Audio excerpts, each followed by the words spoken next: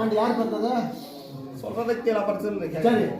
1947ஆம் ஆண்டு அதாவது சுபாஷ் சந்திர போஸ் பிறந்தாரா?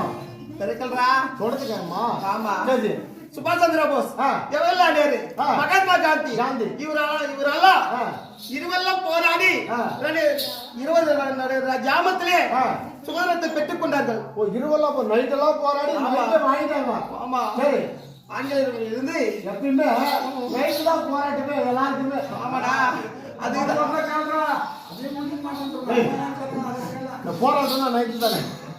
சரிவா. அப்படி அதாவது இந்த சபையானது எதற்கு கூடியிருக்கிறது?